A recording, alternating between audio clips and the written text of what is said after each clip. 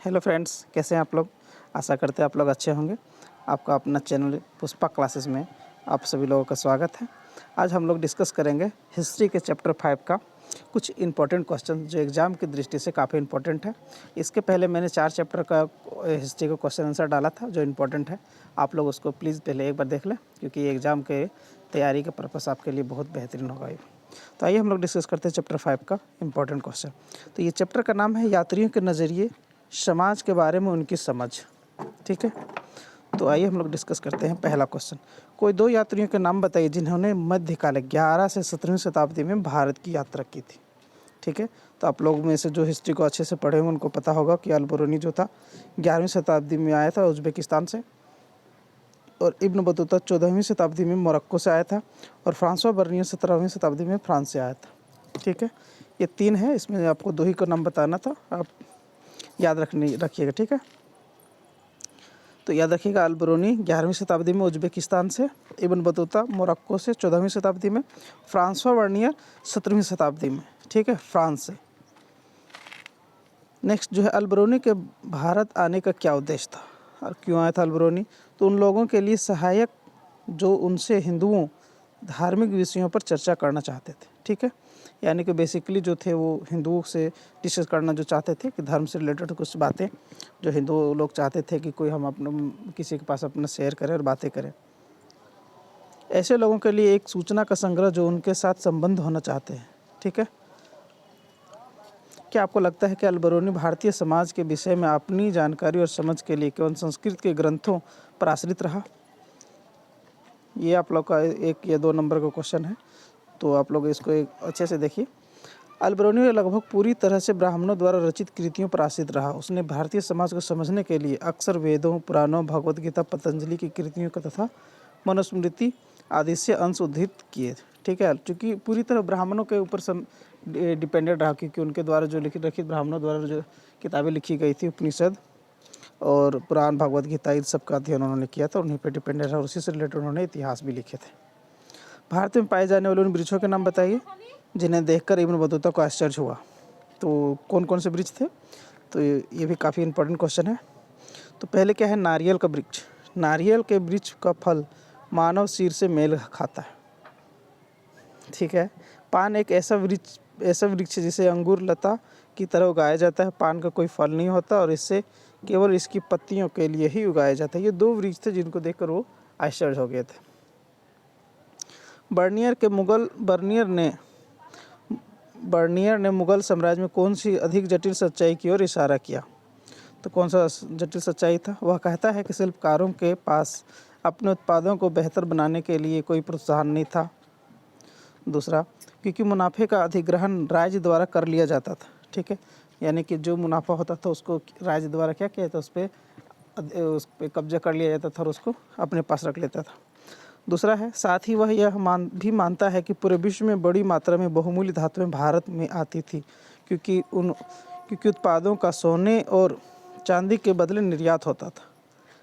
ये बहुत ही खास पॉइंट है, उत्पादों के बदले सोनियम चांदी का निर्यात किया जाता था। ठीक है, जिससे क्या होता था कि बहुत सारी बहुमूल्य धातुएं भारत आई थी। मेसोपोटामिया के से भी हम लोगों ने देखा था कि उनके साथ भी जब भारत में स्टार्टिंग में जब इतिहास शुरुआत से रहा था हड़प्पा काल में, तो वहाँ पर भी उस टाइम भी लोग सामान का ही वस्तु विनिमय प्रणाली द्वारा ही क्या करते थे, कुछ बहुमूल्य वस्तु ले आया करते थे, बदले में कुछ उत्पाद बेच दिया करते थे। अब देखिए जो नेक्स्ट प्रश्न 5 अंक का है। तो अल बरूनी ने किन अवरोधों की चर्चा की है जो उसके अनुसार समझ में बाधक थे। तो इसमें टोटल 3-4 पॉइंट जो था उन्होंने कहा था। पहला है भाषा की समस्या। उनके अनुसार संस्कृत भाषा अरबी फारसी से इतनी भिन्न थी कि विचारों और सिद्धांतों को एक भाषा से दूसरी भाषा में अनुवादित करना आसान नहीं था। पहला। दूसरा देखो, धार्मिक अवस्था और प्रथा में भिन्नता। अल बरूनी मुसलमान था और उसके धर्म, विश्वास और प्रथाएं भारत से भिन्न थी, बिल्कुल डिफरेंट होगी ही। स्थानीय लोगों के आत्मलीनता तथा पृथक्करण की नीति। अल बरूनी के अनुसार उसका तीसरा अवरोध भारतीयों की आत्मलीनता तथा पृथक्करण की नीति थी। ठीक है, 7वां नंबर क्वेश्चन, बर्नियर के अनुसार राजकीय भूस्वामित्व के क्या बुरे प्रभाव पड़े। तो बर्नियर के अनुसार क्या प्रभाव पड़ा था। तो भूधारक अपने बच्चों को भूमि नहीं दे सकते थे, इसलिए वे उत्पाद के स्तर को बनाए रखने और उसमें बढ़ोतरी के लिए दूरगामी निवेश के प्रति उदासीन थे। ठीक है। दूसरा, इस प्रकार इसने निजी भूस्वामित्व के अभाव ने बेहतर भूधारकों के वर्ग के उदय को रोका। इसके कारण कृषि का विनाश हुआ। चौथा, इसके चलते किसान का असीम उत्पीड़न हुआ, यानी कि उनके बहुत ही ज़्यादा पीड़ा हुआ। समाज के सभी वर्गों के जीवन स्तर में अनवरत पतन की स्थिति उत्पन्न हुई। जो छोटे वर्ग के लोग थे उनमें काफ़ी ज़्यादा उसमें असर देखने को मिला था। नेक्स्ट क्वेश्चन है आपका, सती प्रथा के विषय में बर्नियर ने क्या लिखा है? तो बहुत ही अच्छा पॉइंट है, ये क्वेश्चन है।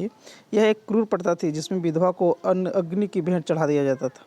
आप लोगों को पता होगा जब किसी पति का मौत हो जाता था, उसकी पत्नी को ज़बरदस्ती आग में धकेला जाता था और उनको पति के साथ भी उसको जला दिया जाता था। इसको कहा गया था सती प्रथा। ठीक है। विधवा को सती होने के लिए विवश किया जाता था, यानी कि उसको ज़बरदस्ती उसको सती किया जाता था। नहीं किया जाता था तो ज़बरदस्ती आग में उसको धकेल दिया जाता था। बाल विधवाओं के प्रति भी लोगों के मन में सहानुभूति थी। सती होने वाली स्त्री की चीखें भी किसी का दिल नहीं पिघला पाती थी। वो इतना दर्द तड़पती थी, रोती थी, बिलखती थी, बट उनके बातों पर कोई, उनकी दर्द को कोई नहीं समझता था, जबकि और ज़बरदस्ती उसको धकेल दिया जाता था आग की लपटों में। इस प्रक्रिया में ब्राह्मण तथा घर की बड़ी महिलाएं हिस्सा लेती थी। ठीक है। किताब उल हिंद किसने लिखी? इसकी मुख्य विशेषताओं पर प्रकाश डालिए। किताब उल हिंद की रचना अल बरूनी ने की। ठीक है। इसकी मुख्य विशेषताएं क्या है?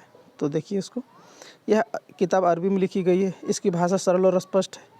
यह एक विस्तृत ग्रंथ है जो सामाजिक और धार्मिक जीवन, दर्शन, खगोल विज्ञान, कानून आदि विषयों पर लिखी गई है। ठीक है। इसमें क्या है कि इस विषय के आधार पर 80 अध्यायों में विभाजित किया गया। इसको क्या किया है? 80 अध्यायों में विभाजित किया गया है। प्रत्येक अध्याय का एक आरंभ एक प्रश्न से होता है और अंत में संस्कृतवादी परंपरा के आधार पर उसका वर्णन किया गया। नेक्स्ट देखिए, इब्न बतूता दास प्रथा के संबंध में दिए गए साक्ष्यों का विवेचना कीजिए। ये देखिए बहुत ही मोस्ट इम्पॉर्टेंट है, जो आपको इसके पहले भी इसको एग्ज़ाम में प्रश्न पूछा गया था, ये प्रश्न को, तो आप लोग भी इसको एक बार अच्छे से देखें और समझें। इब्न बतूता ने क्या कहा? तो बाजारों में दास किसी भी अन्य वस्तु की तरह खुलेआम बेचा जाता था। वस्तु की तरह दासों को बेच दिया जाता था। यह नियमित रूप से भेंट स्वरूप दिए जाते थे, या फिर किसी को गिफ्ट देना हो तो दास खरीद के दे देते थे। जब इब्न बतूता सिंध पहुंचा तो उसने सुल्तान मोहम्मद बिन तुगलक के लिए भेंट स्वरूप घोड़े, ऊँट तथा दास खरीदे थे। यानी कि खुद इब्न बतूता ने दास गिफ्ट किए थे तुगलक को, मोहम्मद बिन तुगलक को, जिसको MBT के नाम से भी जाना जाता है। ठीक है, MBT, मोहम्मद बिन तुगलक, सबसे मूर्ख राजा, इसी को मूर्ख राजा की संज्ञा दी गई है इसे, क्योंकि ये पढ़ा लिखा होने के बावजूद भी इसकी कई सारी योजनाएं असफल रही थी। जब वह सुल्तान पहुंचा तो उसने गवर्नर को किशमिश तथा बादाम के साथ एक दास और घोड़ा के भेंट के रूप में दिया था। इब्न बतूता कहता है कि सुल्तान मोहम्मद बिन तुगलक ने नासिरुद्दीन नामक एक धर्म उपदेशक के प्रवचन से प्रसन्न होकर उसे 1 लाख टके मुद्रा तथा 200 दास दिए थे। 200 दास गिफ्ट में दिए थे। इब्न बतूता के विवरण से प्रतीत होता है कि दासों में काफ़ी विभेद था। सुल्तान की सेवा में कार्यरत कुछ दासियां संगीत और गायन में निपुण थी। सुल्तान अपने अमीरों पर नज़र रखने के लिए दासियों को नियुक्त करता था। दासों को सामान्यतः घरेलू श्रम के लिए ही इस्तेमाल किया जाता था और इब्न बतूता इनकी सेवाओं को पालकी या डोले में पुरुषों और महिलाओं को ले जाने में विशेष रूप से अपरिहार्य पाया।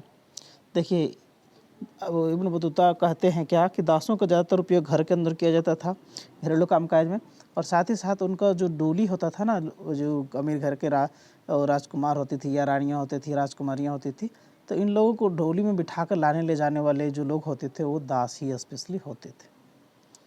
दासों की कीमत विशेष रूप से उन दासियों की जिनकी आवश्यकता घरेलू श्रम के लिए थी बहुत कम होती थी। ठीक है।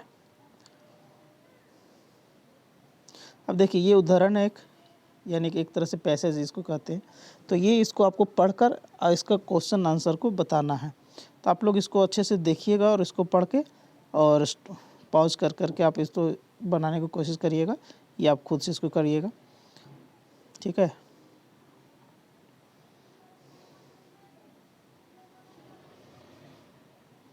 अब इसमें देखिए, आपको इसमें एक दिया गया है मध्यकालीन मध्यकाल के 3 यात्रियों का तुलनात्मक अध्ययन।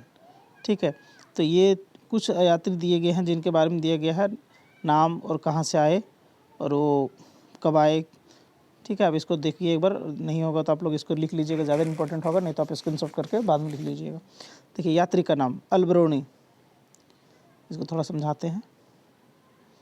यात्री का नाम अल्बरोनी, तो ये अल्बरोनी जो थे वो आए कहाँ से थे? यात्री का नाम अल्बरोनी। यात्रा की तारीख 11वीं शताब्दी में वो आए। देश जिससे आए थे वो उज्बेकिस्तान था। किताब जिसकी रचना की उन्होंने, किताब उल हिंद। याद रखिएगा, किताब उल हिंद किसकी रचना है? अल्बरूनी का। इब्न बतूता कहाँ का था? तो वो मोरक्को के थे और रहला नामक पुस्तक लिखी थी इसमें। ठीक है, रहला, ठीक है, रिहला या रहला कहीं आपको मिलेगा, तो देखिए, रहला नामक पुस्तक इब्न बतूता ने लिखा था और वो कब आए थे? 14वीं शताब्दी में। और फ्रांसवा बर्नियर कब आया? 17वीं शताब्दी में, यानी कि तब मुगलों का काल था। और इब्न बतूता जब आया था तो दिल्ली सल्तनत का काल था। अल्बरूनी जब आया तो 11वीं शताब्दी, यानी कि उस तो मोहम्मद गजनवी का था दौर।